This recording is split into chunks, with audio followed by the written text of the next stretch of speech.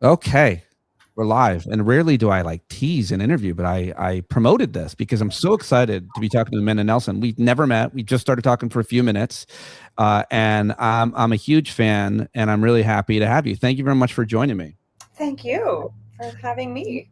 You're one of the people who I really like get very bothered by and annoyed by how much success you've had at this and how well you're doing, because I've been doing this for 15 years and you are killing me and in 1 year. And it's really, really smart and really funny, which are the two qualities that I try. So like you stepped into my lane and destroyed me and others like me. And you shouldn't be responsible for my feelings, but you should answer for your success. It's very smart, very funny. It's my way of both like endearing myself to you, but also being honest. Like I hate how good you are at this. It's very bothersome to me. Have you tried being a middle-aged mom from the suburbs? Because that seems to be the magic sauce.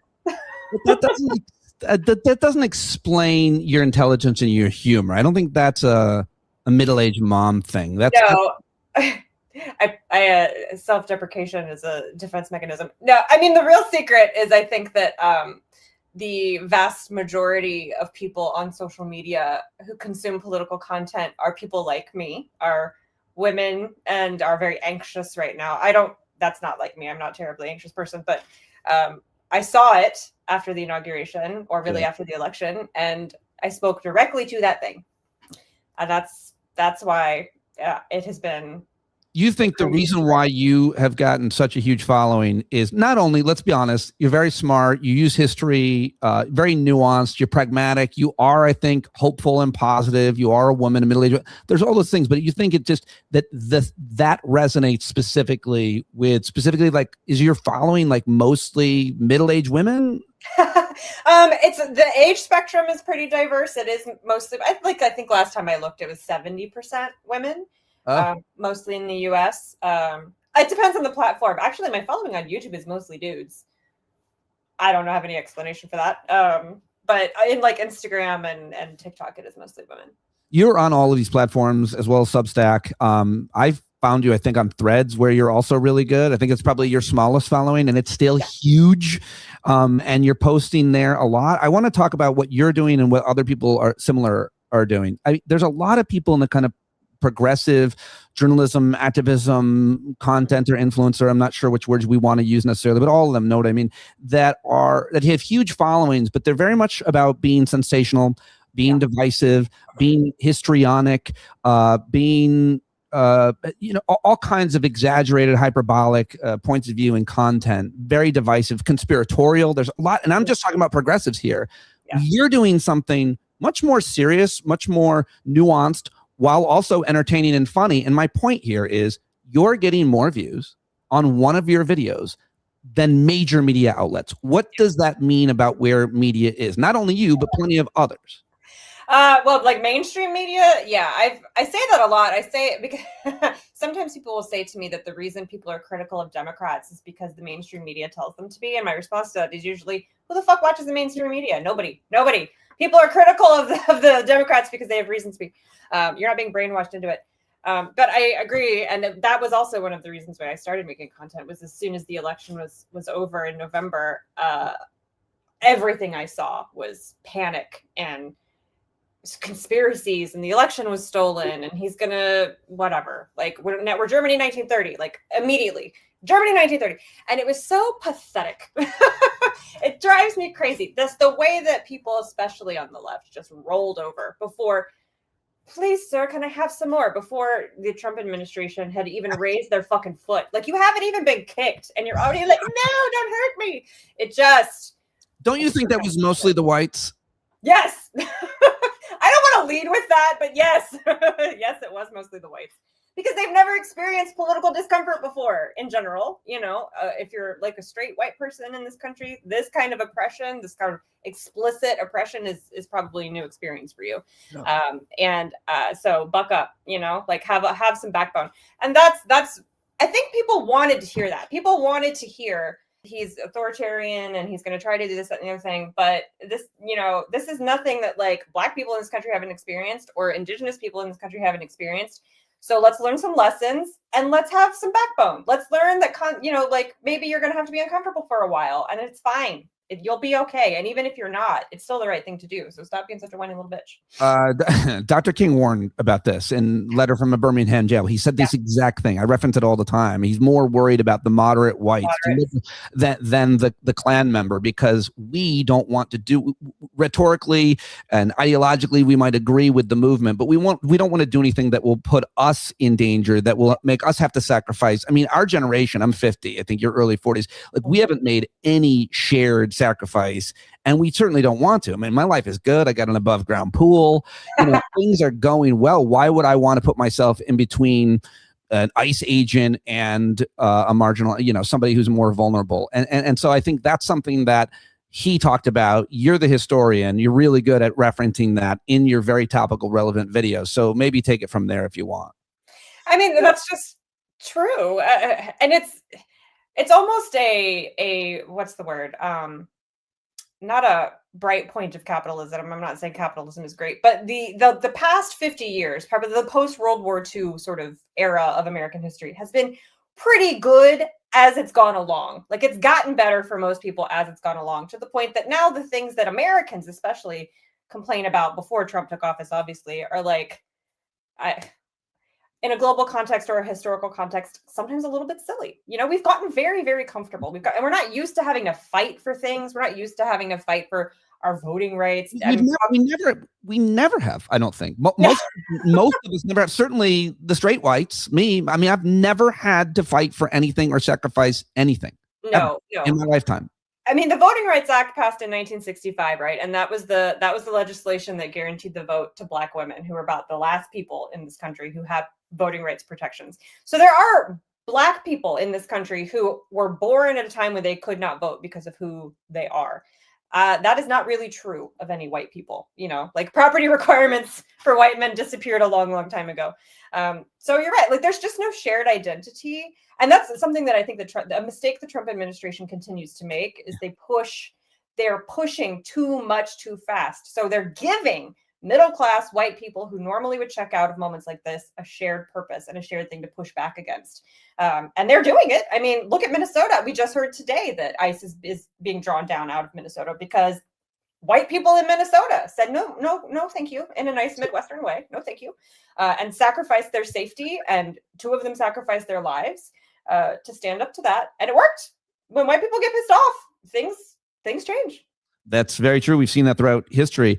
One of the best mild takes of yours, or one of the things that you keep repeating, and I think it's so important, I think this is so right, is basically talking about the fact that people need to stop being exasperated and saying that you need to do more. People are doing so much. And I've been involved in this space, activism, journalism, all of it for a long, long time. And one of the things that most frustrates me is when people talk about gun violence. After every horrific gun crime, nothing's ever going to change. Nothing ever changes. The reason why it makes me so mad is because I've worked with every activist group, including specifically Moms Demand, who are out there doing stuff all the time. And things do change at the state level around guns all the time. So when you act like something isn't changing, what you're doing is you're being disrespectful and you're disregarding the work, the activism, the courage in many ways of a whole bunch of people that are doing the work while you're over here complaining. That's some version of what you say. I've been saying that. When I heard you say that the first time, I was like, this is yes,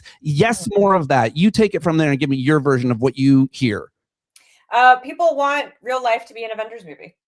We're in a difficult position right now, or a YA novel, depending on your pop culture demographic you're talking to, where Katniss Everdeen comes in and saves the day and shoots whoever with an arrow and everything's fine. Except at the end of that book, everything was not fine, but nobody wants to talk about that. They really, really want there to be a short-term, TikTokable, easily digestible solution to what's happening right now. And because they've ingested so much Mitch McConnell fucking fan fiction, they think that there's this image that they have in their brain of like, well, when Republicans are in the minority, they can do anything. They disrupt everything. They stop everything from happening. That's not real. That's not real. All the horrible things you remember Mitch McConnell doing, he did when he was the majority leader. And I'm not saying that the Democratic Party is doing every single possible thing they could to fight this administration. I'm not saying that at all. But the idea that like no one's doing anything it's one of the reasons why I started rounding up, like twice a week I do these roundup videos of all the ways that Trump is lost in court or lost in the court of public opinion or whatever, because people fight him constantly. Like I just got to say, those videos, this week's L's, is that what you call them? oh yeah, I hate how good you are at those. Hate it. Hate it. I am outraged by how your little jokes that are legit funny. I'm like, does she write it ahead of fucking unbearably annoying to me how easy you make that look and how good you are. The whole thing, everybody should be watching those because they're super inspiring. They're positive, but just my own insecurity, my own personal point of view, hate it and love it. So I'm a really good hater. So like that Okay. particular lane of content is like, I was born for such a time as this, not to be biblical about it, but like shitting on that guy is so easy. So easy and it's fun and he gives you so much material. It's like, but it's important. It's an important, like a journalistic, I think, endeavor to keep track of how many losses, because it's not how our brain works. I'm not going to be one of those people. Your amygdala, I can't stand that. But like, we definitely are more affected by negative things than positive things, negative news than positive news. So the Trump's L's for the week, which you do twice a week, there's huge lists of them every week. People sometimes will be like, these get longer every time. No, they don't. They are exactly 3 minutes. They've always been exactly 3 minutes. Because that is the maximum length you can make a reel on Instagram.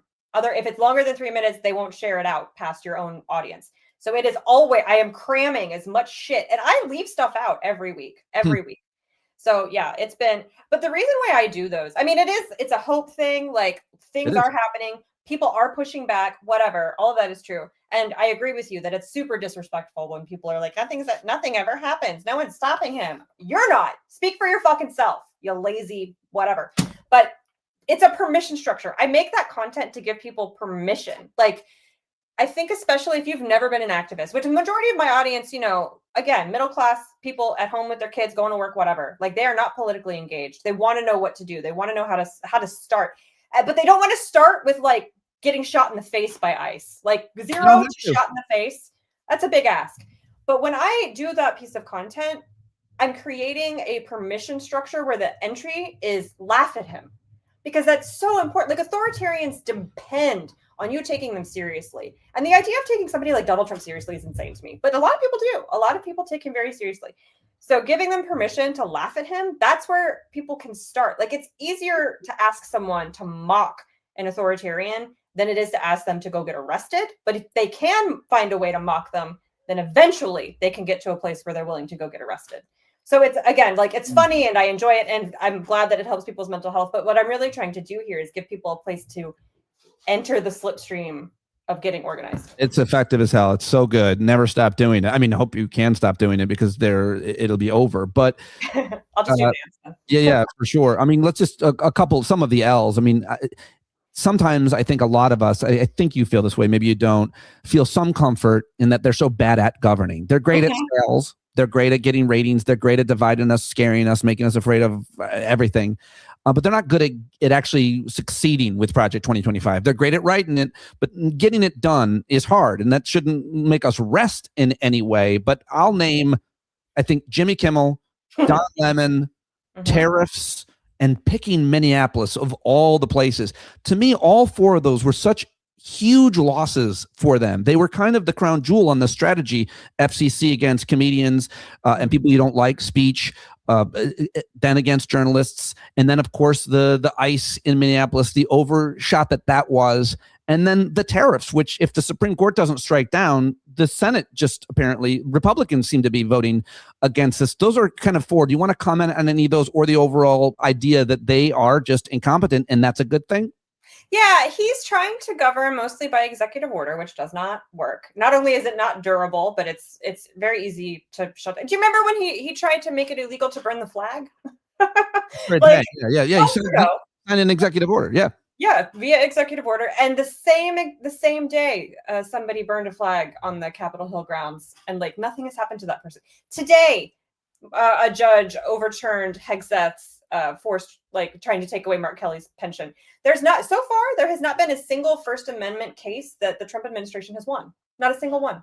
Really? They just keep losing them because I mean they're ridiculous cases. They're overstepping. Also, jury nullification is a huge thing right now, which I mean, historically speaking, the last time we saw this level of jury nullification was during the Fugitive Slave Act. You know, the Fugitive Slave Act, antebellum South before the Civil War, was a piece of federal legislation that allowed federal agents to go up to the North and arrest people's neighbors, kidnap people's neighbors off of the street if they suspected them of being escaped slaves and return them to the South. Whether they were escaped slaves or not was completely irrelevant to the point. But if they were arrested and went to court for like, you know, escaping enslavement, juries would just refuse to find them guilty. Like it was just, the juries just wouldn't cooperate, jury nullification.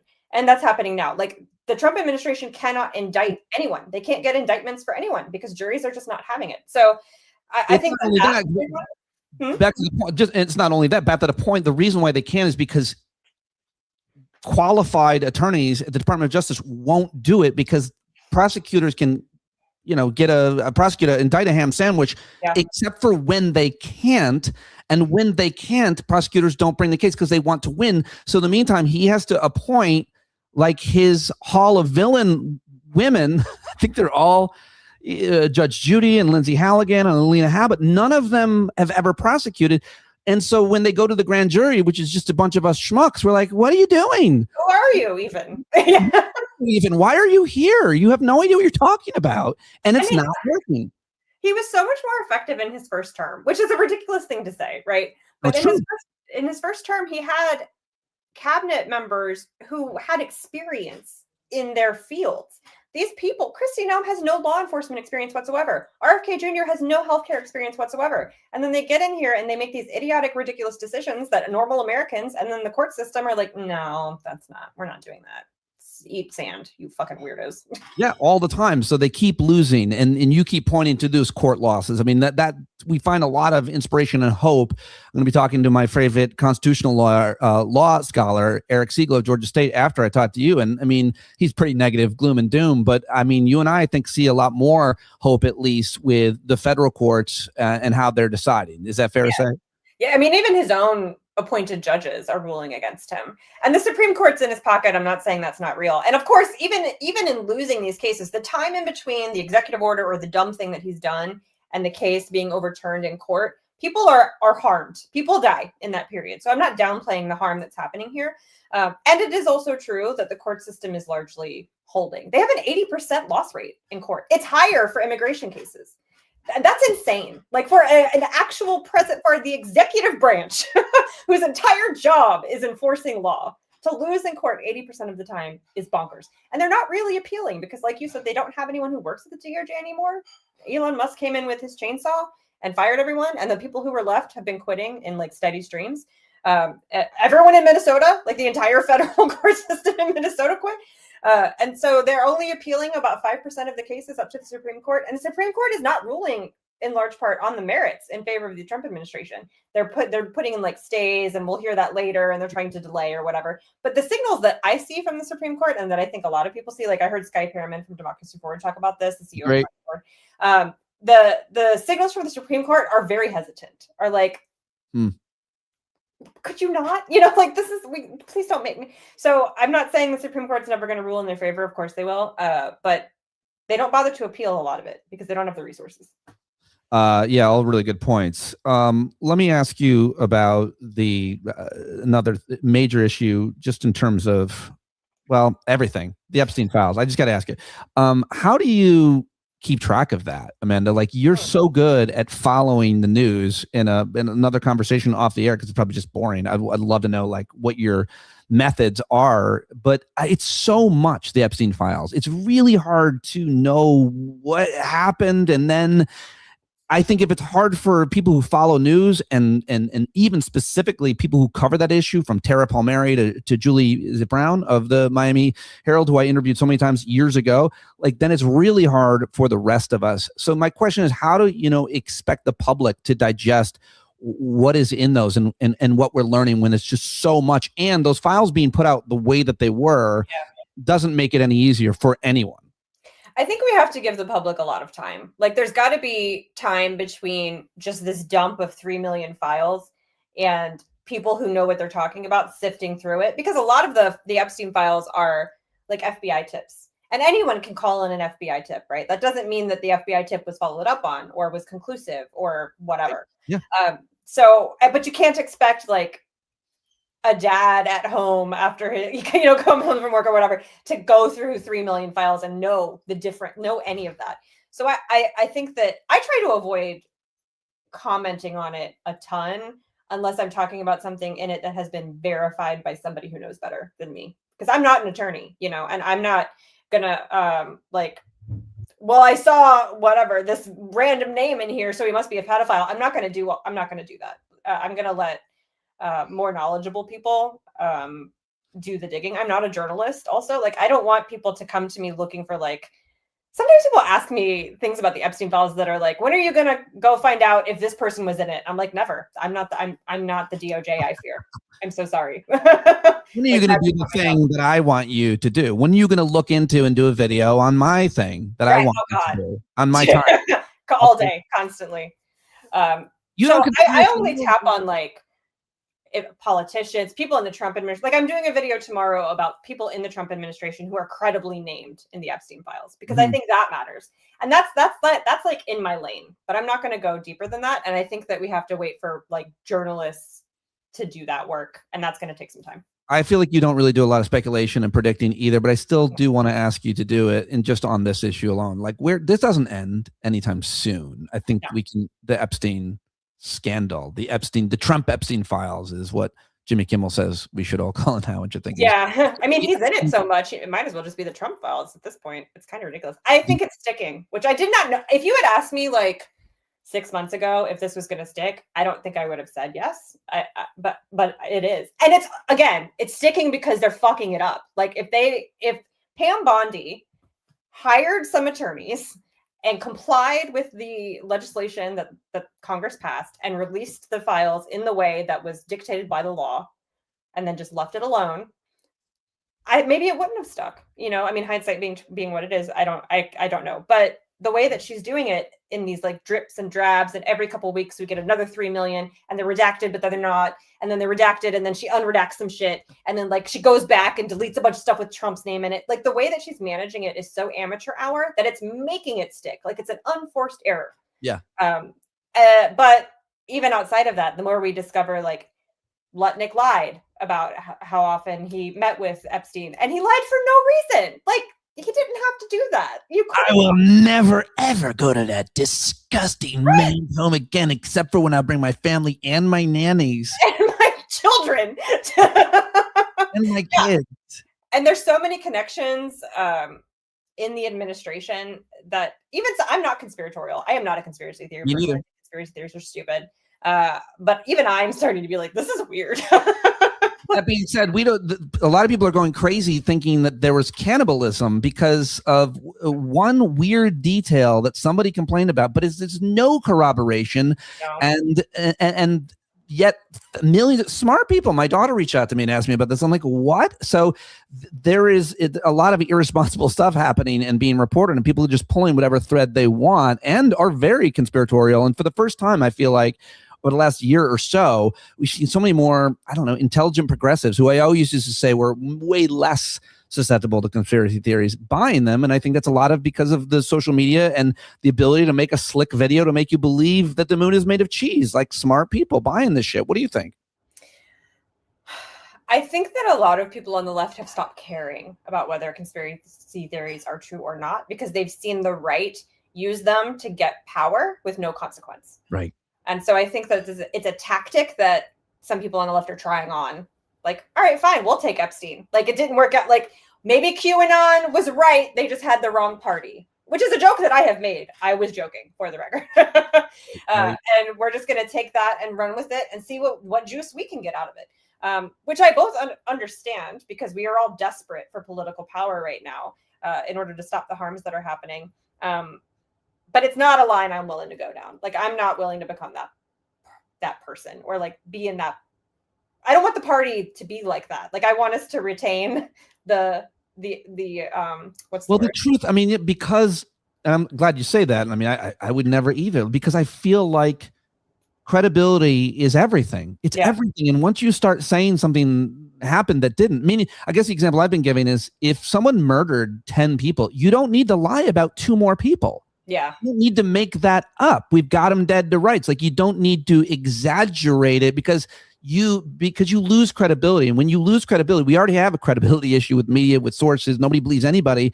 That's so valuable to me. Your credibility is your reputation. And when you start saying things that aren't true, then everything is lost. The ship is lost. That's the way I see it, at least. Yeah, I've said that a ton. I mean, especially around like the election conspiracy theories that he stole 2024, which is nonsense. It's complete nonsense. Yeah, I pushed back on that publicly recently on a show. You are emotionally coping. You're doing the same thing they did in 2020. Exactly. I understand. Cut it out. But it's just not. It's just, we don't want to be those people. Like, I cannot. But there's a reason we don't want to be that. There's a reason we don't want to be them. There's so many reasons why we don't want to be them. And it's also the reason why I won't let myself become a sadist. While I can't enjoy their suffering. I just can't do it. It looks like you've enjoyed Mitch McConnell's suffering. Do you make certain exceptions? Yes. Him and Newt Gingrich, I swear to God, bottles of champagne. I was at the Senate yesterday for a thing, and I went to his office, and like, there was nobody in there. I wanted to go in and be like, "Are you dead?" But there was no one in there when I sat by. But then Elizabeth Booker Houston did. She walked in when the staff was in there, and she asked him. She just asked them and got it on tape, and it was hilarious. But yeah, no, because those two are sadists, and I blame Newt Gingrich for a lot of where we are now. And every day I wake up and he's not dead, I get a little sad. That's hilarious. Just in a couple minutes we have left, just in terms of the Democrats, you yesterday went to the Senate, and what was this exercise? You were very public about it. Some people think it's like this private thing that content creators, influencers, journalists do. It's something everybody has always done. There's nothing weird about it, except for that Democrats aren't very good at it. Yeah. But what was the exercise? What was the function that you attended, and what did you learn? The Senate. Who was your favorite senator? And what does John Ossoff smell like? Oh my gosh, I didn't sniff him. That seemed weird. I don't know what he smelled like. I'm going to make something up, though. Rain. He smells like rain. I don't know. He's certainly the hottest senator. Like, I don't feel like there's any debate about that. Because he's not a 90-year-old. I think so. I'm trying to think if there's a hotter. We're doing male senators. And I think he's got to be up there. Tim Kaine? I joke. I'm kidding. Tim Kaine. Anyway, what were you doing? Yeah, so the Senate Democrats have a communications committee, a strategic communications committee that Cory Booker and Tina Smith out of Minnesota are the co-chairs for. And they put on this content creator summit. So a bunch of content creators went to the Senate. We met with a bunch of senators, created content, got a tour of the Capitol. We had they gave us a lecture of like, and this was on background, so we couldn't film it, but it was like an hour of Senate procedure. Like, y'all get out there and you make content and you don't know what the fuck you're talking about, basically. You don't know how the filibuster works. You don't know what, privilege resolutions are. You don't know how bills come to the floor. So it was just a civics lesson, which I eat that shit up. I think I was the only person who had a good time at that part of the event. Did that seem like condescending to some people? I mean, I'm glad they did that, because so many people, including probably a lot of these people, have no idea how governing works, and they don't want to learn. And it's like politics and governance there's details and nuance and process and compromise and trade-offs, and it's not what you think it is. And I think progressives have done what the right have been doing for years, which is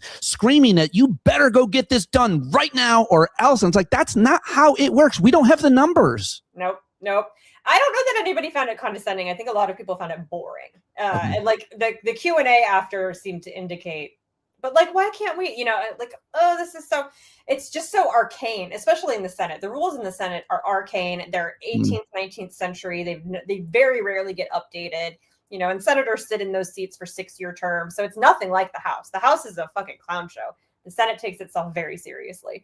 So that was the whole event. We said, meeting a bunch of senators and trying to get them to understand how we are different from the press.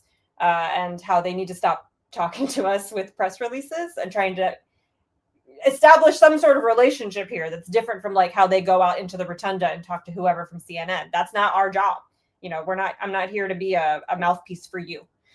So trying to get them to understand that and come into 2026 because they're not They're not good at it. Meanwhile, the Republicans have a creator studio in their section of the Hart Building on Capitol Hill. So we're just so far behind. The Democrats are so far. And like in their defense, it's because the Democratic Party is interested in governing, and the Republican Party is interested in money and chaos and stopping governing because they don't want things to change. They don't want anything to get better. Ted Cruz wants to have a podcast, so they have a studio. Yeah. The Democrats want to pass legislation. So that's been the difference. But we got to catch up. Yeah, it's completely different baselines in terms of the way that right-wing media functions, and they want to divide us to get votes to win elections, and they only care about winning, not governing, and to get ratings. But I think that there's a lot of progressive creators that also want to get ratings, and you can measure ratings very specifically by how many likes, how many subscribers, how much money you're making, and they are increasingly becoming unreasonable and making demands of politicians at any level of government that are impossible. We could name many of them, and that is bad, right? I guess it depends on what the demand is. It depends on whether or not you agree with the demand. I mean, I certainly don't want us to get to a position where we have people on the left like Laura Loomer who could, who are influencers who could go to the White House and say 2 things on Twitter and suddenly, Mark Kelly is getting prosecuted or something like that. We should not be in that position. I don't think that that's going to happen, though. I mean, that's possible because Republican politicians are stupid and ours aren't. Like, not to put too fine a point on it, but there's no Democrat who's going to run for president and who's going to allow themselves to be that easily pushed around by somebody on Twitter, in my opinion. My final question to you is about the midterm elections. What are your thoughts about the efforts that are underway to rig them, to cheat, and how we win? I think we're going to win either way, regardless. And I'm basing that on the results of the special elections. The caveat there, of course, is that special elections and midterm elections are not the same. So turnout will be different. But we are overperforming to such a degree in the special elections that if that is even slightly duplicated in the midterms, no amount of rigging is going to overcome it.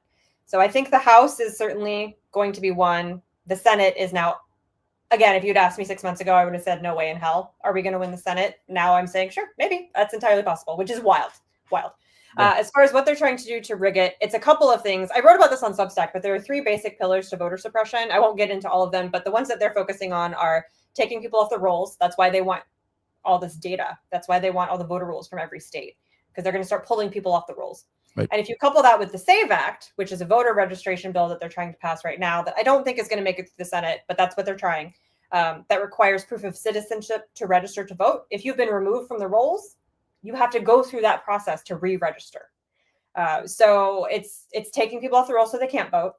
And then, the thing in Fulton County, Georgia, where they went down there and had the FBI take some of the old ballots, we'll probably see some of that. We'll probably see claims about whether the election was stolen in blue states, whatever.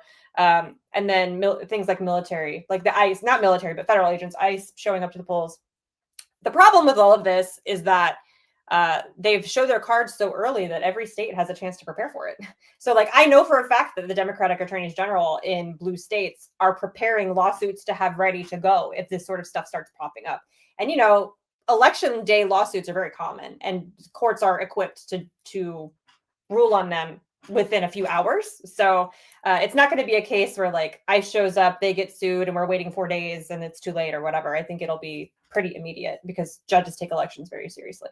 Everybody should go read that post of yours at Substack. Everybody should be following you everywhere. This week's top follow, according to me, Amanda Nelson, Amanda Mild Takes. I've never done this week's top follow until today, though. But you've got to be ready to check your registration a lot. Make sure that you are registered to vote and check it. I would check it every week as we get closer. And then be willing to walk people past ICE. I am willing to put my body, but I'm an abortion clinic escort of many years. So I am used to putting my body between a vulnerable person and an insane fucking Republican with a gun. That, I have no problem doing that. But you got to decide now that you're willing to do it, to walk people past ICE who are scared to go vote. Why do you're also a mother. Why do you have no problem doing that? Why would you put yourself in that kind of situation? Because my kids are 15 and they'll be all right. I mean, that's a legitimate, I know sounds like a cold thing to say, but my kids understand they have to live with me. So they understand the moment that we're in and the price that you sometimes have to pay for democracy and the price that people have paid in the past.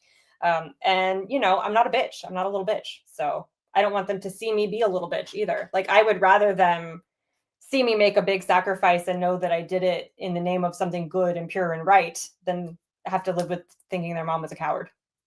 That is awesome. And I fully agree and subscribe to that same idea. Amanda, thank you so much for talking to me today. Keep up the great work. You're doing such really important work in these times. You are the one we've been waiting for.